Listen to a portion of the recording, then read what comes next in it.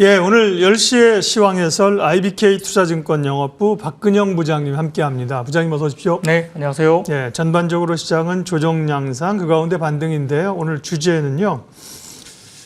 어제 특별히 눈에 띄었던 게 이제 실적 기반으로 중소형 화장품주입니다. 네. 립스틱 효과, 네. 계속 웃을 수 있을까? 이 주제로 섹터 얘기를 하겠고요. 그 전에 시장 얘기를 좀 먼저 하면요. 미국은 10일 목요일에 미국 소비자 7월 소비자 물가 지표를 앞두고 있고 지난번 신용등급 강등 여파로 채권 금리가 계속 오릅니다. 미국 증시도 좀 숨고르기인데요. 네, 전반적인 분위기 전망 어떠세요? 미국 시장도 특징이 하나가 있습니다. 네. 성장주가 올라가지 않고 어제 특징은 뭐였죠? 다우 지수가 올라가기 시작했습니다. 네. 시장은 필수 소비재라든지 그다음에 기존에 우리가 생각했던 성장주들, 그러니까 뭐 우리가 뭐 빅세븐이라고 얘기했던 성장주를 포함해서 이런 쪽은 조금 주춤한 반면 오히려 이제 전통 산업들이 이제 올라가기 시작하는 거죠. 최근에 국내 시장도 마찬가지입니다. 그렇게 쏠림 현상으로서 주가들이 폭등했던 2차 전지가 좀 쉬어가면서 오히려 전통 산업 쪽으로 넘어오죠. 오히려 정유라든지 그다음에 화학, 조선, 기계 이런 쪽의 전통 산업들이 상당히 좋습니다. 물론 지금 실적 베이스가 되고 있는 기계 쪽은 상당히 좋을 수밖에 없고 조선 같은 경우도 신조선가라든지 분위기가 이제 굉장히 좀 나쁘지 않은 현상으로 가고 있는 상황이고요. 그래서 테마별로 보더라도 지금 전반적으로 봐서는 2차 전지가 조금 쉬어가는 국면에서 다른 쪽으로 넘어가는데 좀 이따 말씀드리겠지만 최근에 들어서는 재밌는 또 신조어가 하나 또 나왔더라고요. 그 신조어가 뭐냐면 피에로입니다. 피에로. 피에로. 네, 피에로. 네. 피에로가 아니고 피에로. 그게 이제 하반기를 주도할 이제 어떤 테마로 다시 한번 나오는데 우리가 하반기 쪽에 피에로가 뭐냐? 그게 이제 피부 미용기기, 그 다음에 AI, 네. 로봇 이렇게 본다는 거죠. 근데 이제 AI와 로봇은 다소 조금은 밸류에이션 부분에 문제가 있지 않느냐 여쭤볼 수도 있겠지만은 성장의 매출에 대한 그림들이 일단 나오는 종목들이 있다는 거죠. 그래서 뭐 레인보우 로보틱스라든지 최근에 상당히 좋았고요. 루노나 뷰노나 루닛 이런 종목들은 상당히 좀 주가가 많이 올라서 밸류를 논하기에 조금 쉽지는 않습니다만 매출 따위나 이익 구조가 1년, 2년 사이에 몇 배씩 올라가는 모습이 일단 있다는 겁니다. 그런 부분에서는 결국 숫자가 나오는 쪽으로 지금 집중할 수밖에 없고 어제 같은 경우도 보면 대부분 다 보면 숫자가 나오는 쪽으로 집중이 되고 있습니다. 그러니까 2차 전지가 수급적인 부분도 없지 않아 있었기 때문에 좋았다면 지금은 2분기가 조금은 아쉬운 실적들이 나왔고 3분기도 조금 좋지 못할 것이다. 보수적인 전망이 나오고 있기 때문에 여기에 따라서 숫자로 이동하는 부분 물론 이제 초전도체 관련된 테마군들이 집중하고 있는 부분들은 좀 다른 이야기긴 합니다만 그쪽에 쏠림 현상은 조금 굉장히 조심을 하셔야 될 것 같고요. 나머지 섹터들 그러니까 지금 숫자가 나오는 sek터들 포함해서 뭐 일부 중소 화장품이라든지 미용기기라든지 이런 쪽과 관련된 부분들이 집중 조명을 받는 것은 당연한 수순으로 볼 수 있습니다. 그 외에도 말씀드렸던 유가에 대한 부분에 대해서 정유, 그다음에 우리가 조선, 기계 뭐 이런 쪽도 상당히 좀 좋게 흐름이 나타나고 있기 때문에 그리고 EPS 상향 조정은 어디에서 나타나죠?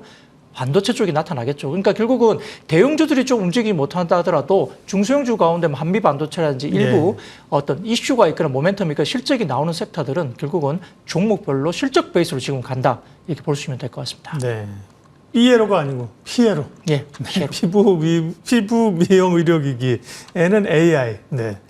로는 로봇. 예. 네. 화장품에 안 넣어요. 비에로화. 그러니까 이제 피부 미용이니까 화장품도 어떻게 보면 들어가겠죠. 네. 미용 쪽이니까요. 이렇게 특성화되는 걸 시장에서는 자꾸 만들어내는 거죠. 한미 반도체 잠깐 얘기하셨는데요. 국내는 어쨌든 그러면 2차 전지는 전반적으로 좀 기간 조정을 좀 겪어야 하는 것인지, 그 다음에 HBM 관련주들도 이제 최근에 AI 반도체도 약한데요. 한미 반도체는 오늘 하이닉스의 엔비디아형 12단 HBM3 여기가 이제 TC 본더잖아요. 네. 12단이라고 하는 게 이제 적층을 계속 쌓아 올리니까 맞습니다. 기존보다 높은 12단일 거라는 거예요. 뉴스는 나오는데 그러니까 2차 전지 그리고 AI 반도체 이렇게 좀 분석해 주세요. 지금 뭐 한미 반도체는 오늘 일단 뉴스가 나오면서 주가가 올랐다가 이제 연봉으로 약간 윗꼬리를 달고는 있습니다만 그래도 시장에서 목표 주가 상향 조정되면서 상당히 주목을 많이 받고 있습니다. 과거에 한미 반도체가 한번 최근 들어서 급락을 하면서 조금 추세가 안 좋았던 적이 있습니다. 그때 당시에 어떤 시장에 이야기가 있었냐면 SK 하이닉스 향으로 들어가는 TC 본더 가운데 한미 반도체가 거의 독점적으로 생각했었는데 BESI라는 BESI, BESI라는 네덜란드 업체가 SK 하이닉스의 밴더로 들어갈 수 있다는 미확인 루머가 돌면서 한미 반도체가 그때 주가 좀 오른 상태에서 주가 빠지기 시작했어요. 근데 이제 저희가 보기에는 기술적으로 배시라는 회사가 들어가기는 좀 힘들다고 저희는 분석을 했고요. 한미 반도체 기술적인 부분, 그리고 실제 지금 SK 하이닉스가 가고 있는 중에 HBM을 왜 잘하고 있느냐. 실질적으로 지금 HBM 관련해서 이제 TSV라는 이제 적층 구조에서 상당히 기술적인 이야기가 참 많은데, 웨이퍼단에서 우리가 필름을 입혀서 하는 NCF 기술이 원래 대세였습니다. NCF 기술은 삼성전자도 하고 있고 하이닉스도 이제 잘 하고 있었는데, 하이닉스가 이것보다도 좀 더 올라간 어드밴스드 관련된 기술에서 어떤 기술이 나왔냐면 MRMUF 관련된 기술이 나왔죠. 그렇게 되면은 기존의 필름지를 써서 가던 기술들이 일본의 소재를 가져와서 약간의 다른 물성을 가진 어떤 기술로 다른 소재로 대체가 되면서 기술적인 진보가 됩니다. 그렇게 되면 전력이라든지 그다음에 열 발열 이런 부분들이 상당히 많이 개선되는 걸로 보이는데, 기존의 삼성전자나 이런 쪽도 마찬가지로 이 신기술이 상당히 좀 어려운 기술이라고 생각했고 그쪽으로 진화를 못했어요. 근데 하이닉스가 이번에 일본 소재를 가져와가지고 떡하니 만들어버렸습니다. 그러다 보니까 삼성전자가 약간 긴장을 하면서 우리도 이쪽으로 가야 될 거야 이야기를 하고 있고, 하이닉스 같은 경우는 지금 7월 정도인가요? 아마 최근에 기술 컨퍼런스를 통해서 MRMUF 기술로 간다. 하반기 이후로부터는 이쪽으로 진화된 기술로 넘어갈 것이라고 기술적인 이야기를 벌써 확인을 해줬기 때문에 이런 부분들을 같이 하고 된다면 이 관련해서 이제 기술적으로 TC 본도나 관련된 부분들을 같이 갈 수 있는 회사가 어디냐, 이 부분이 결국은 한미 반도체가 그 기술을 갖고 있고 같은 개발을 하고 있다는 것을 확인되고 있죠. 그래서 아마 시장에 다른 벤더들이 들어간다는 이야기는 조금 저희가 보기에는 기우이고, 한미 반도체의 어떤 독점적인 지휘력이 여전히 유지가 될 것이며,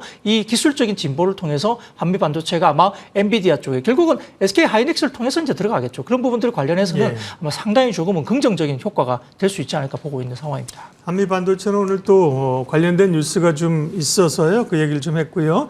자, 우리 본연의 이제 섹터 분석으로 들어가도록 하겠습니다. 이번 주 핫 섹터 화장품이군요. 네.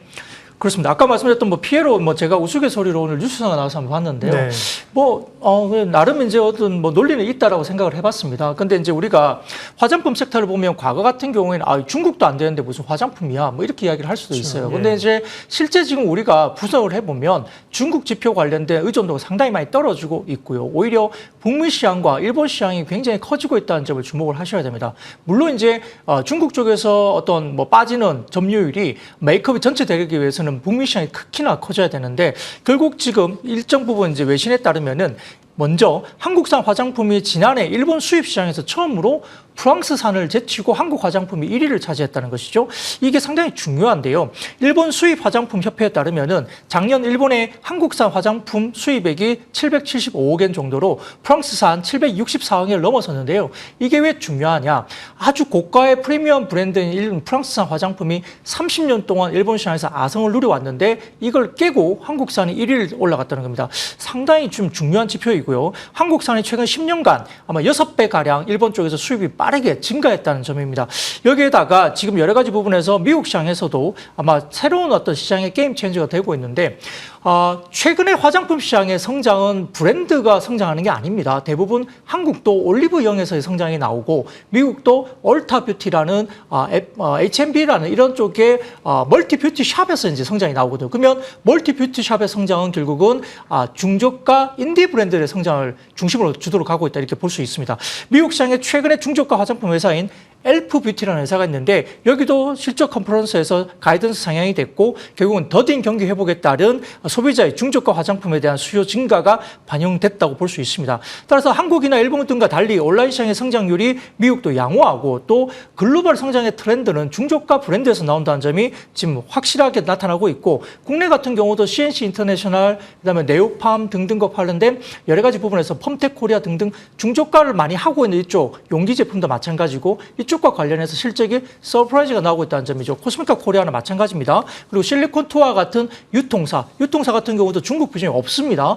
유럽이나 미국 쪽의 비중이 높아지면서 이쪽에 서프라이즈가 나오고 있다는 점이 확실히 나타나는 점이기 때문에, 결국은 전반적인 흐름에서는 CNC 인터내셔널, 그다음에 실리콘투, 마녀공장, 그다음에 아이패밀리 SSC 등과 같은 미국과 일본 쪽에 집중적인 성장을 갖고 있는 인디 브랜드의 성장이 핵심이죠. 그래서 화장품을 볼 때 결국은 이런 부분들을 보시고 중저가 브랜드를 잘 가고 있다는 부분인데 근데 중요한 것은 중저가 브랜드가 잘 가면 어디를 봐야 됩니까? OEM, ODM을 보셔야 됩니다. 예. 왜냐하면 중저가 브랜드들이 자체적으로 뭐 공장을 막 돌리면서 만들 수가 없기 때문에 OEM, ODM 쪽에 용기 그렇죠. 이런데. 예. 그렇죠. 그래서 한국 콜마 같은 경우는 사실은 코스맥스 같은 경우는 아모레퍼시픽과 LG생활건강의 비중이 좀 높은 편입니다. 그러다 보니까 한국 콜마가 조금 더 이제 숫자가 좀 잘 나온 부분이고 예. 펌텍코리아 같은 인디 브랜드를 많이 해주는 쪽이 또 실적이 좋아요. 그러다 보니까 펌텍코리아가 주가가 상당히 괜찮죠. 이런 쪽으로 좀 보시면 좋을 것 네. 같고요. 결국 인디 브랜드 쪽에 중소 브랜드 쪽에 집중되고 있는 성장에 집중을 하셔야 한다 보는 게 맞는 것 같습니다. 예, 뭐 LG생건이나 아모레퍼시픽은 지금 관심이 아니고요. 말씀하신 중소형 화장품 회사, 인디 브랜드, 인디펜던트, 독립적인, 그러니까 좀 약간 적은 규모지만 한두 개를 집중적으로 미는 밸류 부담은 없습니까? 화장품 관련주 어제 강했고요. 중소형주. 오늘도 뭐 밀리지 않으면서 강보합권 조금 숨고르기인데 지금 화장품주는 밸류 부담은 없어요? 네, 뭐 역시 최근에 좀 올라왔다는 것 때문에 뭐 어떠냐 싶지만 지금 뭐 예를 들어서 뭐 펌텍코리아나 그다음에 뭐 아이패밀리스나 이런 것들 보면 과거에 뭐 3, 40배 가던 밸류를 받고 있지도 않습니다. 보통 뭐 10배 중반, 뭐 아주 많으면 20배 정도 와 있고요. 뭐 조금은 10배 미만도 일부 종목도 있거든요. 그러다 보니까 화장품 섹터의 성장은 결국은 또 미국 쪽은 하반기가 또 집중적인 성수기입니다. 그러다 보니까 미국 쪽을 잘하는 회사들을 좀 중심 보시면 될 것 같고 네. 조금 논외로 보자면 아모레퍼시픽 같은 경우는 최근에 주가가 또 반등을 나오고 있습니다. 9만 원대 중반에서 지금 12만 원대까지 거의 한 30% 가까이 올라왔는데 아모레퍼시픽이 안 좋은데 왜 이렇게 올라오냐? 2분기 어닝이 안 좋았거든요. 근데 미국 쪽의 비중이 굉장히 많이 올라가고 있습니다. 거의 지금 8, 9% 정도 매출액의 미국 비중 올라갔고 내년 같은 경우는 10% 초중반까지 올라간다는 이야기가 계속 나오고 있어서 미국 비중이 확실하게 올라가고 있다. 중국 비중은 줄어들면서 미국 비중이 올라간다는 점 때문에 바닥론에 대한 이슈가 있으면서 아모레퍼시픽이 올라갔는데 뭐 그럼에도 불구하고 대형사 아모레퍼시픽을 굉장히 지금 자리에서 산다? 조금 부담스러워요. 대부분 다 중소형주 브랜드 중심으로 좀 보시는 게 좋고 ODM사 같이 보자 말씀드리겠습니다. 네. 이번 주 핫섹터 화장품 관련주 말씀하셨고요. 이어서 주목할 섹터는요? 그 다음에 주목할 섹터는 역시 이제 아까 말씀드렸던 피에로 가운데 피부 미용기기입니다. 네. 자, 우리가 지금 이제 TV를 보시는 분들 가운데 피부 시술 받으신 분이 얼마나 많은지 모르겠습니다. 저는 받아봤습니다. 근데 이제 실질적으로 과거에는 수술 중심의 피부 관리가 됐죠. 그리고 40대 이상의 여성 중심으로 조금 경제적인 여유가 있는 분들, 그리고 수술이기 때문에 상당히 조금은 생활하에 바로 이제 우리가 복귀하기가 좀 어려웠던 그런 게 과거 몇 년 전까지만 해도 그랬어요. 근데 최근 들어서는 미용기기 고주파 레이저라든지 하이프나 RF 장비를 통해서 이제 고주파 장비를 통해서 비침습 미용 시술 쪽으로 넘어가고 있습니다. 그래서 이런 부분들이 글로벌 미용 시술 시장 규모가 2021년 120조 원 정도 규모였는데요. 2030년까지 가면 330조 원으로 약 3배 정도 성장을 할 것으로 보입니다. 일부 종목들은 지금 연간 단위로 30, 40%씩 성장하고 있는 피부 미용 기기들이 있기 때문에 과거 지금 2차 전지 초입의 성장률까지도 보일 수 있는 종목들이 있다는 거죠. 최근 들어서 국제 미용 성형 외과 학회에서도 비침습적 피부 리프팅 관련된 점유율을 별도로 표기할 만큼 상당히 새로운 시장이 열리고 있는 상황으로 볼 수 있습니다. 글로벌리 전 세계적으로 의료기기 가운데 미용기기가 차지하는 비중은 3%에 불과합니다. 아직까지 초기 시장이고 성장률을 이제 시작하는 시장이기 때문에 성장에 대한 룸이 엄청나게 크다고 볼 수 있는 상황이고요. 실질적으로 우리가 이제 톡신이라든지 그다음에 히알루론산은 우리가 이제 수분을 공급하는 아주 중요한 어떤 아주 인기 있는 어떤 그런 부분인데 히알루론산 필러 점유율이 2020년에 76%에서 지금은 70%로 빠지고 있는 상황입니다. 근데 오히려 비침습적 피부 리프팅 점유율은 2021년 6% 수준으로 계속적으로 올라오고 있는 이야기고 지금 이미 이제 초기 단계로 볼 수 있겠죠. 그래서 과거 대비 시술 건수는 급속하게 급증하고 있는 모습이 나오고 있고 피부과 가면 결국은 최근에 이야기되고 있는 뭐 잘 알고 계신 울세라, 써마지, 뭐 올리지오 이런 것들이 상당히 슈링크 아주 보편화되고 있습니다. 가격들도 어느 정도 접근할 수 있는 가격대에 나와 있기 때문에 상당히 이런 부분이 좋아지고 있고요. 그래도 국내 같은 경우는 아직까지는 국내 여성분이나 남성분들이 이 침을 이용한 침습적 시술을 굉장히 좀 아직도 견디고 잘 받고 계신데 일본 같은 경우는 또 특이하게도 침을 이용한 이런 미용기기가 잘 안 받는다고 해요. 그래서 네. 비침습이나 최소 침습으로 가는데 그러한 팁들이 이미 개발돼서 미용기기가 나가고 있고 일본 시장 같은 경우는 제이시스 메디칼이 글로벌 점유율 일본 시장에서 1위를 하고 있을 정도로 잘하고 있고요. 그다음에 뭐 우리가 알고 있는 슈링크 잘하고 있는 쪽은 우리가 뭐 클래시스라든지 원텍 이런 쪽은 브라질이나 남미 쪽에 상당히 잘하고 있죠. 그래서 브라질 쪽의 수출 지표, 그다음에 일본 쪽의 수출 지표가 엄청나게 잘 나오고 있어서 원텍 같은 경우도 올리주가 국내에서 잘하고 있고요. 또 최근에 실적 발표도 나오면서 상당히 실적이 굉장히 좋게 어머니 서프라이즈가 나왔습니다. 그래서 전반적인 흐름에서는 지금 실적 성장 이런 부분들이 30-40%씩 나가고 있는 미용기기 쪽이 상당히 주목을 받을 수밖에 없고요. 근데 문제는 이런 흐름들이 지금 하반기에 중국 시장의 포커싱이 또 맞춰진다는 겁니다. 중국 시장은 지금 써마지 하나 정도가 CFDA 관련된 어떤 인증을 받고 있는데 나머지 국내 미용기기 중에 정상적인 CFDA 관련된 인증을 받은 회사가 없어요. 근데 국내에서 아마 4분기 정도에는 아마 최초로 국내 미용기기 가운데 중국 쪽에 인증을 받을 가능성이 높다고 이야기되는 종목들이 있습니다. 이 시장은 굉장히 중요한데요. 역시 이제 우리가 임플란트 시장도 중국이 컸던 것처럼 중국 시장도 지금 의료기기 시장이 2023년 50조 원 수준입니다. 이 부분이 글로벌 탑피어로서 중국 시장이 열리는 건데 국내 시장 가운데 의료기기 가운데 중국 쪽에서 나갈 수 있다고 이야기되는 종목 중에 상당히 가능성이 높은 회사는 제이시스 메디칼, 루트로닉, 하이노릭, 원텍, 비올 이렇게 5가지 이야기돼요. 근데 네. 어떤 회사가 하반기에 될지는 모르겠습니다. 그래서 그 가운데 중국 쪽에서 만약에 정상적인 CFDA가 열린다면 상당히 많은 모멘텀을 가지고 아마 움직일 수 있다 볼 수 있겠습니다. 예, 오늘 시황에서 IBK 투자증권 영업부 박근영 부장님과 함께했습니다. 화장품하고요, 또 주목할 섹터 미용, 의료 기기까지, 미용 기기까지 살펴봤습니다. 부장님 고맙습니다. 감사합니다.